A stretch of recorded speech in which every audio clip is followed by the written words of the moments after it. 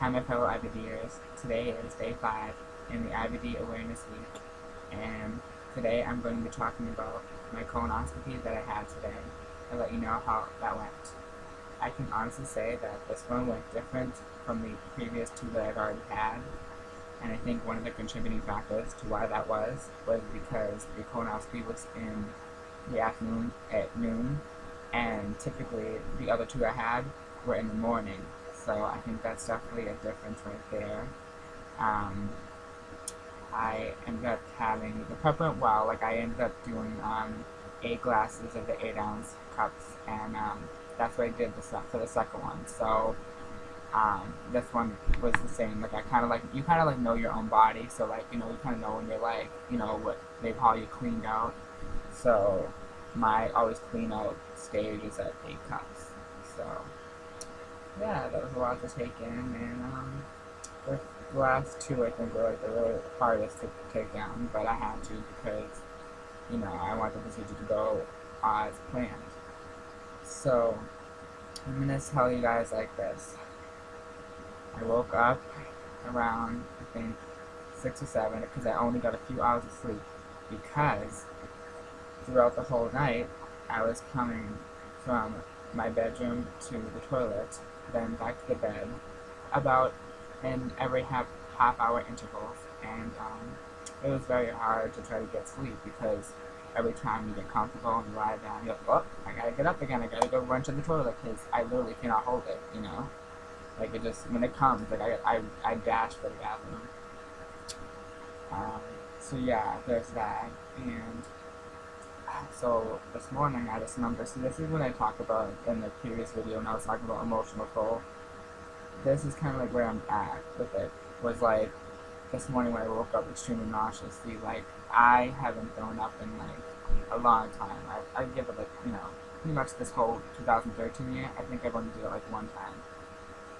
So like it was really hard, and I was obviously emotional. I was crying, I'm not going to lie to you, because I don't like throwing up, and I don't like having the memories being brought back of when I used to go up so much. So, yeah, I was really upset. And, of course, nothing happened, but I was sitting there, like, basically having my face in the toilet, and nothing became, but we're going to get to the story that happened after. So, here I am, feeling extremely nauseous, like, it's crazy, right? And then, like, 10 o'clock, or 10:15 hits, I believe, yeah, 10:15, and we have to get ready to leave. So my mom, thank God she did this. She brought a bowl with us because like I was telling her, I was like, Mom, I know my own body, and I know that I'm gonna be throwing up. I don't know when, but I know it's gonna be soon. Just because like we know ourselves, we know when we're gonna be sick, and there's only so much I can hold and I hold it in, because you know how when they're about to grow up, you keep like swallowing, trying to push it back. You can only do that for so long. So as we're driving there, all of a sudden I'm like, Mom, I know I'm gonna throw up, and I started to cry a little bit because that's just how I deal with that. It brings out my great sadness when I'm about to throw up because I don't like the feeling, and I'm sure most of you can relate to me when I say that. So lo and behold, there I am having the dry heaves, and basically I threw up bile, and it was horrible because we weren't even there. We're on our way there, and I was like, gosh, like can I just like get through this? And because the thing about it was the previous 2 I've never thrown up like with the other 2 colonoscopies that I had.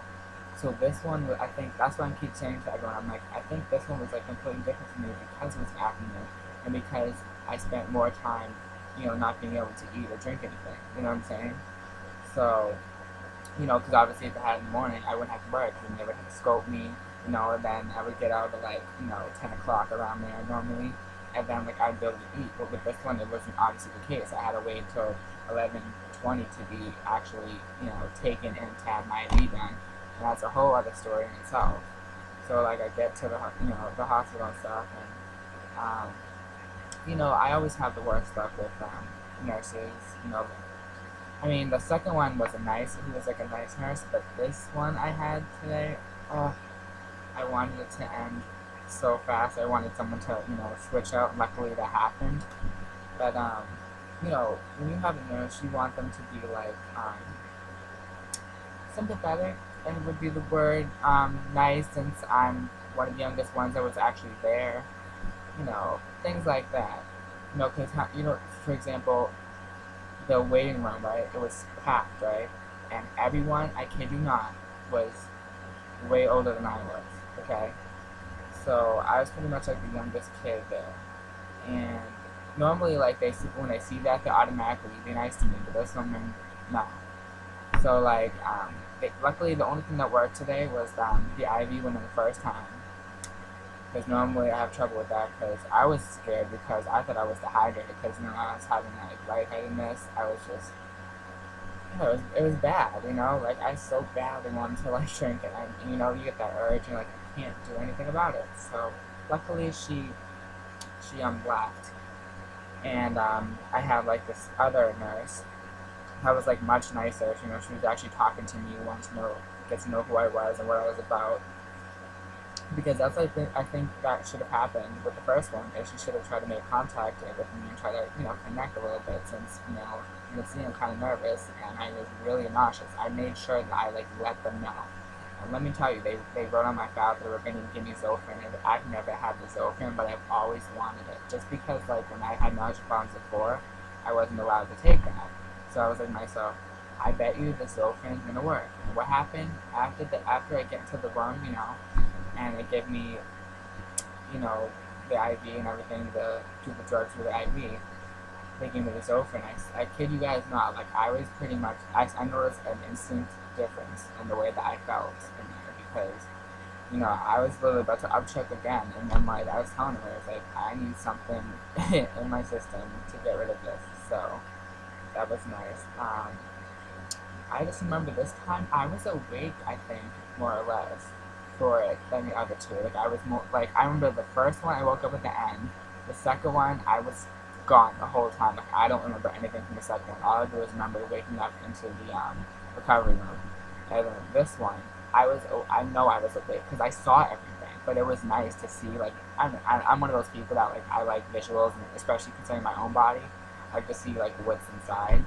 So like it looked really good. I think like he took biopsies this time, so obviously I'm like let you guys know how like that goes and see what the results are on that. But and he said that everything looked pretty good in there, so yeah, that would be really, really awesome to get like good results, so I can like maintain what I've already been doing, which is having good health, and I totally appreciate where I am right now in terms of that.